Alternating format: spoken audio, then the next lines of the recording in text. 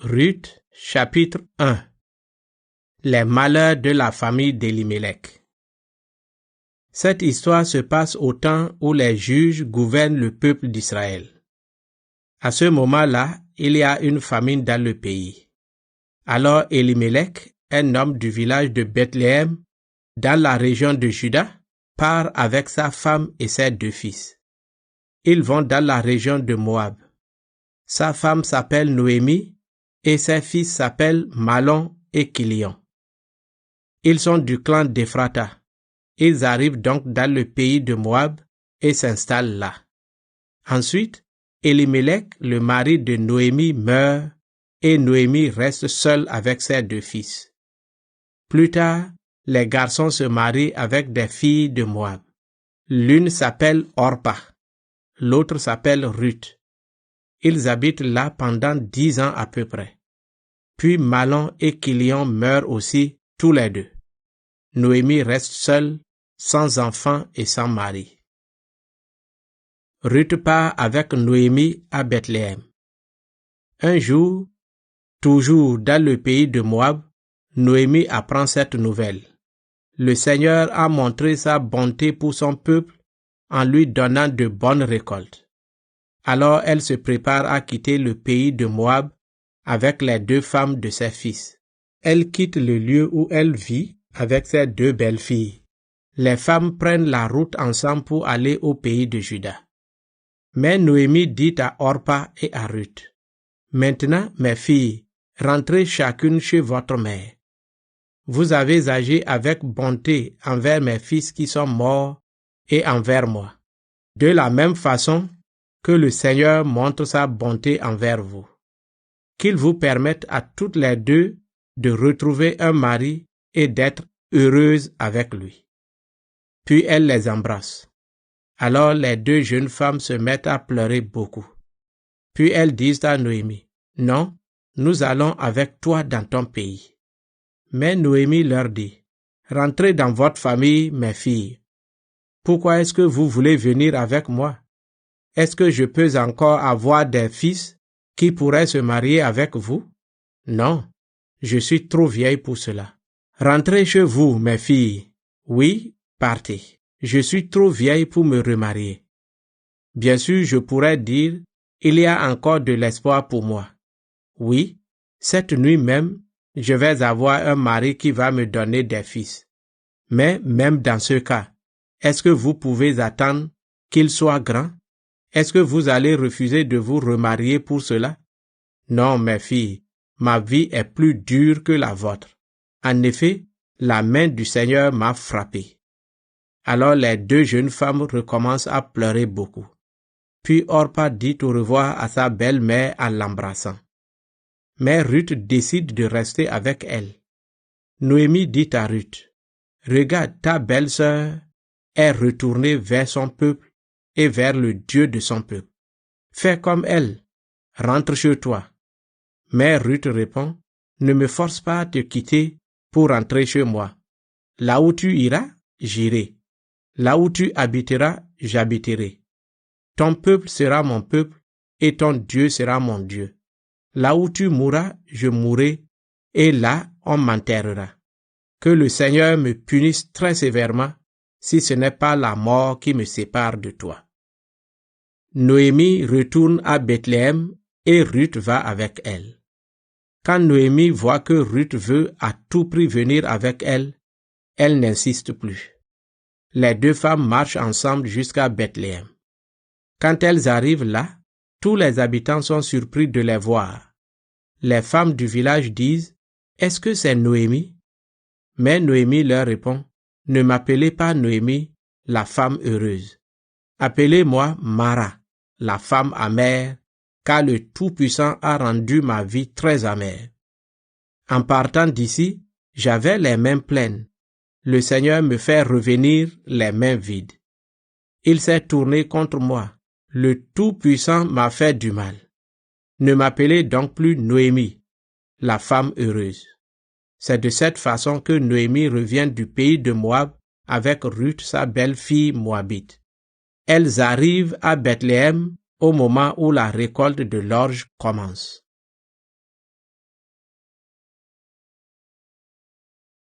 Ruth chapitre 2. Ruth ramasse des épis dans le champ de Bose. Noémie a un parent dans la famille d'Elimelech, son mari. C'est un riche notable. Il s'appelle Bose. Un jour, Ruth la Moabite dit à Noémie, « Laisse-moi aller dans les champs.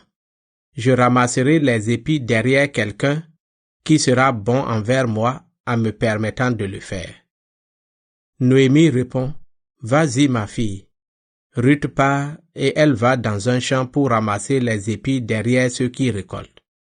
Par chance, le champ où elle va est celui de Bose, de la famille d'Elimelech. Un peu plus tard, Bose arrive de Bethléem. Il salue les ouvriers. « Que le Seigneur soit avec vous. » Les ouvriers répondent, « Que le Seigneur te bénisse. » Bose demande au chef des ouvriers, « Qui est cette jeune femme ?» Le chef répond, « C'est une jeune Moabite. Elle est revenue du pays de Moab avec Noémie. Elle m'a dit, « Permets-moi de ramasser les épis que les ouvriers laissent tomber des gerbes. » Elle est venue ce matin et jusqu'à maintenant, elle ne s'est presque pas reposée. Alors Bose dit à Ruth, « Écoute ma fille, ne va pas ramasser les épis dans un autre champ. Reste ici et travaille avec mes servantes. Regarde bien les endroits où les hommes récoltent et suis les femmes qui ramassent les épis. J'ai commandé à mes serviteurs de te laisser tranquille. Si tu as soif, va boire de l'eau dans les récipients que mes serviteurs ont remplis. » Ruth s'incline jusqu'à terre devant Bose. Puis elle lui dit, « Tu me regardes avec bonté et tu t'intéresses à moi qui suis une étrangère. Comment est-ce possible? » Bose répond, « J'ai appris tout ce que tu as fait pour ta belle-mère depuis la mort de ton mari. Tu as laissé ton père, ta mère, ton pays, et tu es venu vivre au milieu d'un peuple que tu ne connaissais pas avant. Que le Seigneur te récompense pour tout cela. Tu es venu te mettre sous la protection du Seigneur, Dieu d'Israël. Qu'il te récompense largement. » Ruth répond à Bose, « Maître, tu es vraiment bon pour moi. Tu m'encourages en me parlant avec bonté, et pourtant je ne suis même pas comme l'une de tes servantes. » Au moment du repas, Bose dit à Ruth, « Viens manger avec nous. Prends un morceau de pain et trempe-le dans la sauce. » Ruth s'assoit à côté des ouvriers. Bose lui tend des épis grillés. Elle en mange autant qu'elle veut et il lui en reste. Puis Ruth se lève pour aller de nouveau ramasser des épis. Ensuite, Bose donne cet ordre à ses serviteurs. « Laissez-la ramasser les épis, même entre les gerbes. Ne lui faites pas de reproches. Enlevez même quelques épis des gerbes et laissez-les par terre pour qu'elle les ramasse. Ne lui faites aucun reproche. » Ruth ramasse les épis dans le champ de Bose jusqu'au soir. Puis elle bat les épis qu'elle a ramassés. Elle remplit un grand sac de grains d'orge. Elle rapporte le sac au village. Noémie, sa belle-mère, voit ce qu'elle a ramassé. Ruth sort aussi ce qui reste de son repas et elle le donne à Noémie. Noémie lui demande, « Où as-tu ramassé ces épis aujourd'hui? Dans quel champ est-ce que tu as travaillé? Que Dieu bénisse celui qui a été bon pour toi. » Ruth raconte, « J'ai travaillé dans le champ d'un homme qui s'appelle Bose. » Alors Noémie dit à Ruth, « Je le vois, le Seigneur continue à nous montrer sa bonté. Il est bon pour nous les vivants, comme il est bon pour les morts. Qu'il bénisse cet homme. » Puis Noémie ajoute, « Bose est un homme de notre famille proche. Il est l'un de ceux qui ont la responsabilité de prendre soin de nous. » Ruth la Moabite dit encore, « Bose m'a dit aussi, continue à ramasser les épis derrière mes serviteurs jusqu'à la fin de la récolte. » Noémie dit à Ruth, « C'est bien ma fille, continue de travailler avec les servantes de Bose. Si tu vas dans le champ de quelqu'un d'autre, tu risques d'être mal reçu. » Ruth va donc ramasser les épis d'orge et de blé avec les servantes de Bose jusqu'à la fin de la récolte.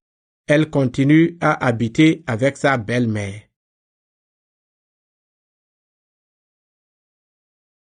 Ruth, chapitre 3. Ruth passe la nuit aux pieds de Boz. Un jour, Noémie dit à Ruth, « Ma fille, je dois trouver une solution pour que tu sois heureuse.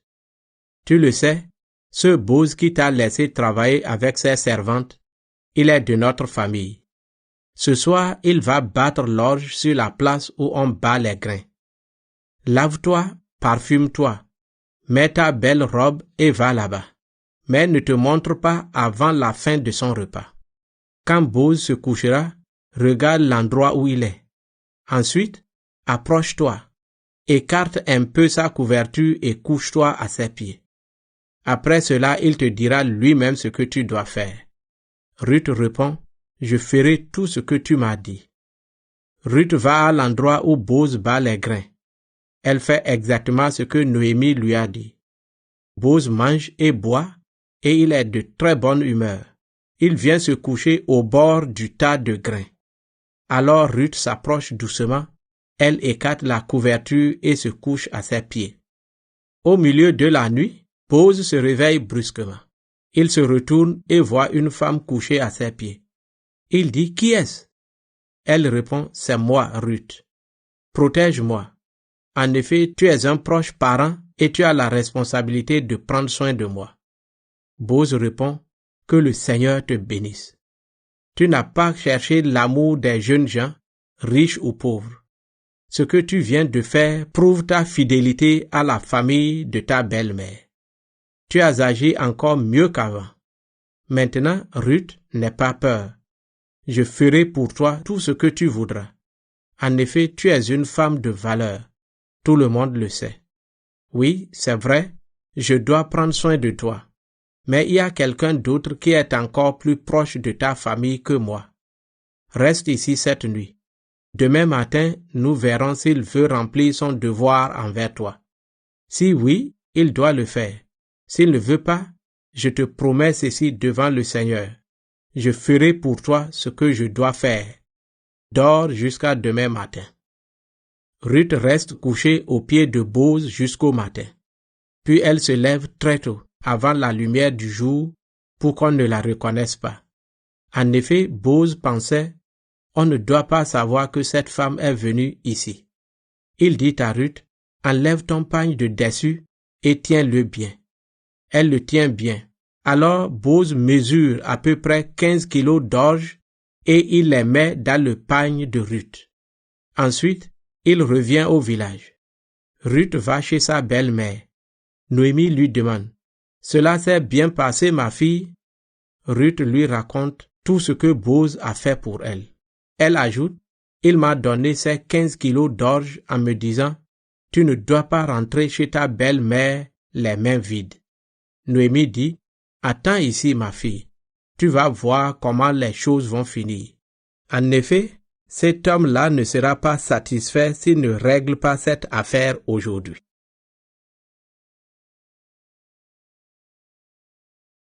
Ruth, chapitre 4. Boz achète le champ d'Elimelech et prend Ruth pour femme. Boz va à l'entrée du village, là où on discute des affaires. Il s'assoit. Boz a parlé à Ruth d'un parent très proche d'Elimelech. Cet homme passe justement par là. Boz lui dit, « Arrête-toi, viens t'asseoir ici. » L'homme s'arrête et il s'assoit. Alors Boz demande à 10 anciens du village de s'asseoir avec eux. Ils s'assoient. Ensuite, Boz dit à cet autre parent d'Elimelech, « Noémie est revenue du pays de Moab, tu le sais. Eh bien, elle va vendre le champ qui était à notre frère Elimelech. Moi, j'ai décidé de t'en parler devant les anciens et devant tous ceux qui sont là. Si tu veux racheter ce champ, rachète-le. Si tu ne veux pas, dis-le-moi.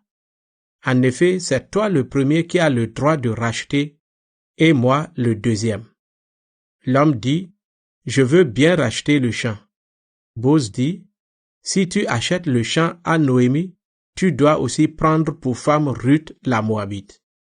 Ainsi, la propriété du champ restera dans la famille de son mari mort. » L'homme répond, « Dans ce cas, je ne peux pas. » En effet, je risque de diminuer ma propriété. Donc, prends pour toi le droit de racheter. Moi, je ne peux pas. Autrefois, en Israël, quand des hommes achetaient ou échangeaient quelque chose, l'un des deux enlevait sa sandale et il la donnait à l'autre. Ce geste montrait que l'affaire était réglée. Donc, celui qui a le droit de racheter le champ d'Elimelech dit à Boz: achète le champ, puis il enlève sa sandale. Boz dit aux anciens et à tous ceux qui sont là: aujourd'hui vous êtes témoins. J'achète à Noémie tout ce qui était à Elimelech et à ses fils Kilion et Malon. Je prends aussi pour femme Ruth la Moabite, qui était la femme de Malon. Ainsi la propriété du champ restera dans la famille du mort. De plus, il aura des enfants. Ainsi, son nom gardera sa place parmi ses frères, et sa famille sera présente quand les affaires de son village seront discutées. Aujourd'hui, vous êtes témoins de cela. Les anciens et tous ceux qui sont là répondent: oui, nous en sommes témoins. Que le Seigneur bénisse la femme qui entre dans ta maison. Qu'elle ressemble à Rachel et à Léa, les deux femmes de Jacob qui ont donné naissance au peuple d'Israël. Que tu sois riche dans le clan d'Ephrata et que ton nom soit célèbre à Bethléem. Que le Seigneur te donne beaucoup d'enfants avec cette jeune femme et que ta famille soit comme celle de Pérez, le fils de Juda et de Tamar. La naissance d'Obed, ancêtre de David. Alors Boz se marie avec Ruth, et Ruth devient sa femme. Il s'unit à elle. Le Seigneur la bénit, elle devient enceinte, et elle met au monde un garçon. C'est pourquoi les femmes disent à Noémie: remercions le Seigneur. Aujourd'hui, il te donne quelqu'un qui pourra prendre soin de toi. Ton petit-fils deviendra célèbre en Israël. Il va te faire revivre et te soutenir dans ta vieillesse. Ta belle-fille vaut mieux pour toi que 7 fils, car elle t'aime et t'a donné ce petit-fils. Alors Noémie prend l'enfant et elle le serre sur son cœur. Puis c'est elle qui s'occupe de lui. Les voisines disent: Noémie a un fils. Elle lui donne le nom d'Obed. Obed est le père de Jessé, qui est le père de David. Voici la liste des ancêtres de David à partir de Pérez. Pérez est le père de Hesron. Hesron est le père de Ram. Ram est le père d'Aminadab. Aminadab est le père de Nachon. Nachon est le père de Salman. Salman est le père de Boz. Boz est le père d'Obed. Obed est le père de Jessé et Jessé est le père de David.